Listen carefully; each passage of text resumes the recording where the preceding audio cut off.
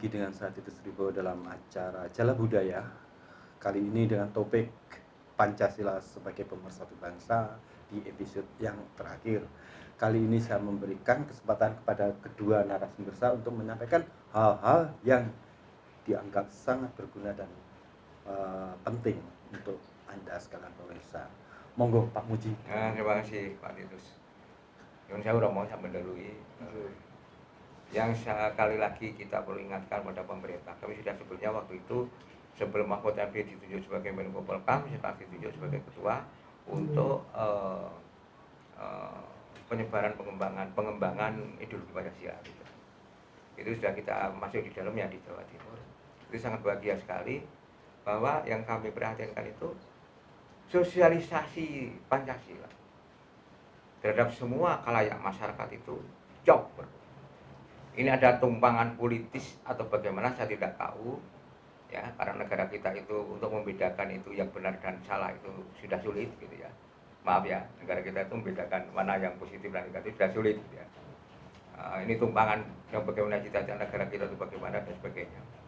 Bahkan sekarang isu-isu yang dulu memurah-murahkan negara kita itu sekarang mulai muncul kembali, sudah mulai ada meskipun tidak nampak dengan nama yang lain. Itu permasalahan itu yang sekarang kita harus perhatikan. Jadi saya sangat khawatir bahwa Pancasila itu akan hilang. Di sisi lain waktu saya di Pejambon, Jakarta tahun 87, sepejagongan satu seminar, satu meja dengan orang Jepang, orang Amerika mempelajari Pancasila. Beberapa tahun kemudian, tahun 90-an, Amerika di Pentagon memiliki universitas yang buka prodi tentang Bung Karno. Isinya pendidikan Pancasila. Jadi hampir semua narasi, semua penulisnya, semua dasar-dasarnya diusung di Amerika dipelajari. Ada dua kepentingan mungkin di sana dipelajari Pancasila karena untuk melemahkan Pancasila bisa, atau memang sengaja untuk Pancasila dia diambil karena menarik sekali. Setelah kita jabarkan Pancasila itu adalah intisari dari manusia. Saya khawatir Indonesia itu Pancasila hilang, ngerti-ngerti ada ideologi baru muncul dari sana. Ini yang bermasalah. Termasuk budaya. Wayang itu milenial nggak ngerti. Tapi orang Belanda, Australia, Amerika sudah sondalang yang ngegong. Sudah saat kita kan termasuk budaya yang kita alami sekarang mengenai sejarah Majapahit, sejarah Mataram. Kenapa kita belajarnya di negara Belanda? Negara Belanda itu di Leiden itu banyak sekali di perpustakaan yang isinya buku-buku tentang sejarah Indonesia, termasuk mulai bagaimana Borobudur pada sebagainya itu. Dan kita kan tidak punya. Dan permasalahan ini kita khawatirkan. Jika terjadi estimasi para peramal dunia, Indonesia itu nanti enggak, mudah-mudahan tidak ya, kita enggak kepingin. Itu pada saatnya akan terjadi bahwa dulu di daerah ini ada negara yang namanya Indonesia. Kita khawatirkan itu. Kita khawatirkan itu. Anak cucu kita, karena namanya udah lain. Dulu negara kita adalah negara Indonesia. Sekarang negaranya bernama lain. Itu saya khawatir dengan adanya intrik politik begitu kepentingan politik dan ekonomi saat ini sudah mulai berbondong-bondong. Ribuan tenaga kerja dari asing sudah banyak yang ingin menguasai tepi-tepinya negara Indonesia. Dan untuk kemungkinan tidak sampai 50 tahun akan datang, Indonesia akan habis dan namanya ganti bukan Indonesia. Saya khawatir itu, makanya saya pesan pada milenial, tolong setiap saya ngajar di fakultas maupun di beberapa tempat, saya kembalikan situs Pancasila sebagai dasar negara, sebagai jati diri bangsa Indonesia. Terima kasih. Terima kasih Pak Muji. Romo. Ya, saya menambahkan Pak Muji, ya saya masih optimis Pancasila masih ada tetap langgeng di Indonesia ini. Dengan usaha-usaha yang sederhana semacam ini, kita diskusi tentang Pancasila lewat-lewat yang sederhana supaya untuk mengingatkan kepada kita rakyat ini supaya kita punya sungguh warisan yang hebat, yaitu Pancasila. Dan tadi awal saya katakan, coba jangan mudah melupakan sejarah.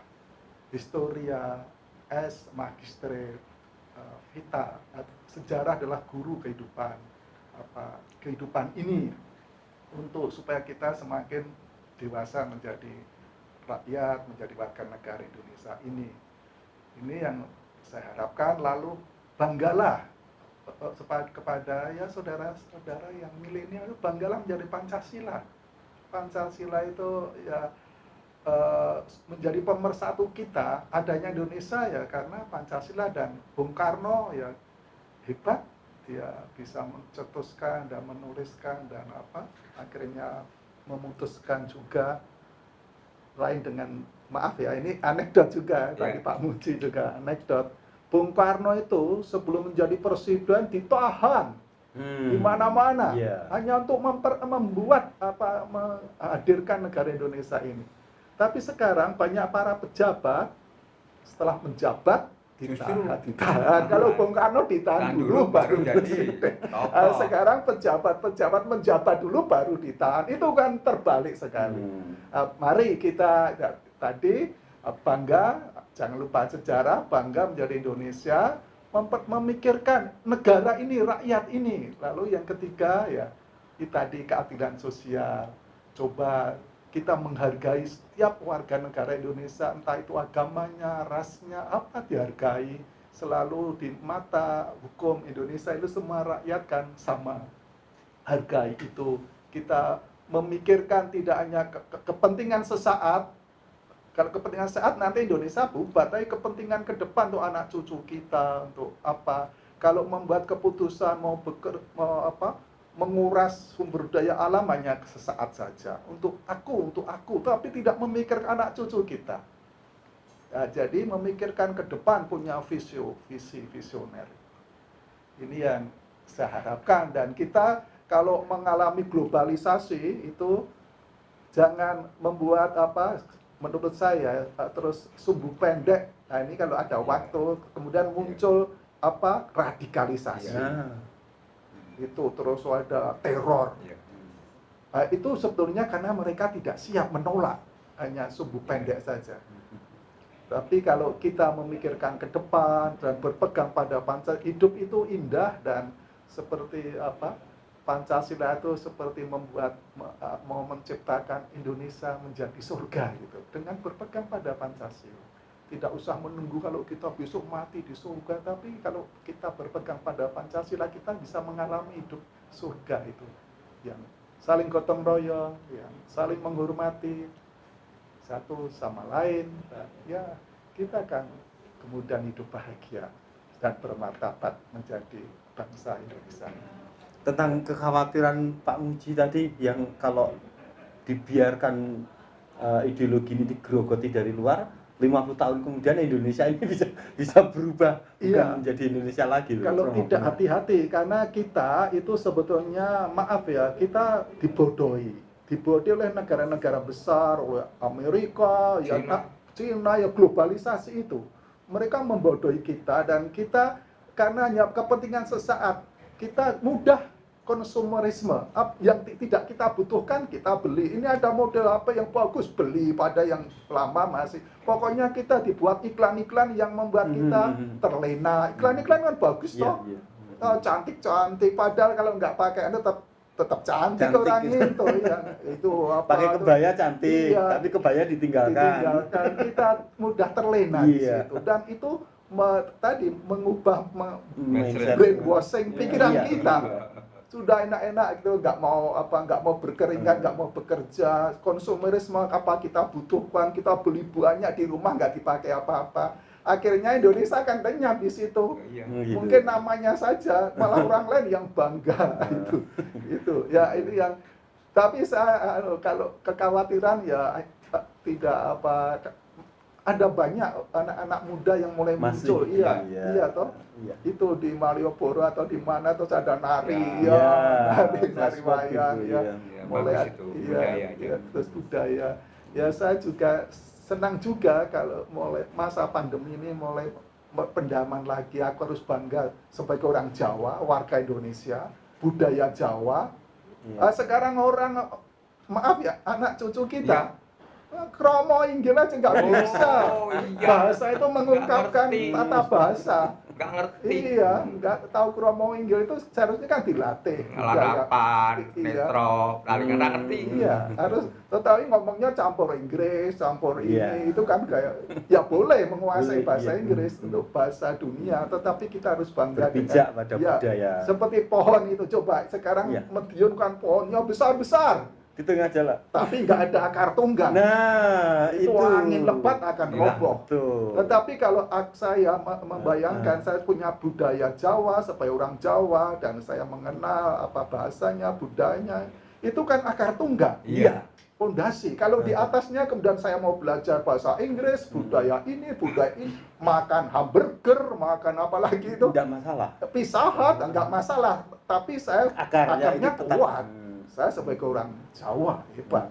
Tetapi sekarang anak-anak sekarang karena akar tunggangnya nggak kuat. Iya. Makan getuk udah nggak mau, harus Pizza Hut, hamburger ya buat Amerika. Wah itu ayam kampung enggak sih. Macam itu. Dan itu diberi tempat oleh ya maaf Iya. pemerintah. Coba hamburger, Pizza Hut, Nggak usah apalagi masuk.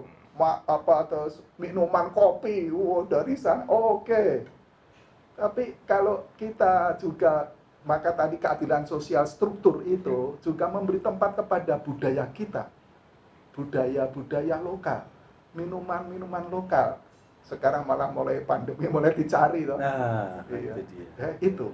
Nah, terutama yang milenial, oke lah makan hamburger, Pizza Hut, apalagi itu apa yang macam orang luar negeri semua.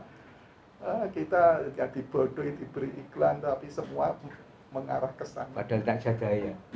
Tak jadai ngalih kelas. Ya itu. Saya tertarik Romo tadi mengenai kalau dulu Bung Karno itu ditahan dulu, baru dia dari tokoh nasional. Sekarang itu para pejabat, Menjabat, berkuasa. atau mungkin beliau berpikir berbeda. Setelah ditahan dia mencari status nasional. Gitu. Ya dulu para pendiri bangsa Bung Karno, Dulu, iya, itu ditahan semua. dulu, baru jadi pejabat. Iya. Sekarang kan Karena pejabat. tata negara. Sekarang tidak ada bupati, wali kota, gubernur itu tanpa adanya kasus. Hanya karena pandai-pandai aja tikus itu menyelinap ya. jadi ditahan sengaja untuk Kepengin untuk terkenal. Kan masuk gitu ya. TV, kan Iya, masuk. Buktinya apa? iya. Dia dipakai jaket kuning urin ini nyata tertawa dada. Dada gitu ya. Dia pakai jaket urin di KPK dia dada gini. Kalau dulu tuh namanya orang masuk penjara kan malu. Malu ya. Itu sekarang dada berarti kan pengen terkenal. Ya. Makasih Romo. Ya baik, mungkin Romo bisa menambahkan tentang itu tadi. Apa? Budaya malu tadi loh. Oh, Kayaknya ya, ada ini hilang juga gitu. ada anekdot juga. Iya. Tadi kemaluan ya, Ya, bukan berarti jorok-jorok kalau bilang. Tapi sebenarnya para pejabat Indonesia itu kaya sekali. Semua punya, kecuali satu, rasa malu. Ya. Tadi Pak Muji kan Iya. ditanam Betul, kepala betul. dada-dada. Iya. Ya. Jadi semua pejabat itu punya segalanya rasa malu. Oh, Nah, iya. maka coba ditunjukkan rasa malu pada terutama para pejabat itu. Biasanya kalau di lain tempat ini kok pejabat baru sekali kok tuh kaya sekali. Orang kita malah bangga tahu wah pejabatku kaya sekali. Tapi tempatnya mengatakan loh ini pejabat kok bisa kaya sekali dari mana? Dari mana itu toh? Dulu pernah ada ide dari KPK, Iya. pejabat yang terkena hukum karena korupsi itu Dimiskinkan. dimiskinkan. Iya. Satu yang kedua dinasosialkan. Oh, gitu. Suruh nyabu pinggir jalan. Apa. Itu udah tahu keputusan dari mana ngerti kok hilang. Iya. Itu yang mungkin banyak pejabat lebih di atasnya itu lebih kaya lagi gitu. Malah sekarang yang melanggar PSBB yang harus menyapu jalan. Dulu dan ya itu kan sebagainya anak itu. pesakit loh. Itu udah Iya, tahu. Sekarang PSBB itu alat pistol bisa dimainkan loh. Iya. Itu dari kondo di kosong sampai berapa Iya, derajat aja betul. tambah jadi ulung-ulung mlebu wis mesti. Iya. Itu melanggar katanya. Ah, Ya, Rek. Betul. Iya itu tentang keadilan sosial saya mengharap itu semua orang itu sekarang kan masalahnya kemelaratan, kemiskinan itu sumber kejahatan. Maka kalau Indonesia dikurangi kemiskinan itu ya kejahatan-kejahatan yang lain akan berkurang. Hukum alam politik itu, Romo. Iya. Hukum alam politik. Sejarahnya mulanya antara komunis dengan liberalis itu kan karena waktu itu komunis itu ditekan oleh liberal. Nah, para komunis itu kan dia unsurnya unsur orang melarat. Dari petani simbolnya arit, Prolet. dari tukang simbolnya petik. Patu. Jadi di situ lalu arit. Itu simbolnya orang buruh. Nah, ini orang buruh itu ditekan terus oleh liberal. Saya bukan dukun. Suatu saat akan terjadi munculnya simbol-simbol ini muncul kembali karena alami. Baik pemirsa, demikian tadi bincang-bincang kita pada kali ini dengan topik Pancasila sebagai pemersatu bangsa. Banyak hal yang bisa kita pelajari dari kedua narasumber kita ini, dan bagi para milenial saya berpesan agar Anda bangga menjadi Pancasilais. Terima kasih kalau gitu.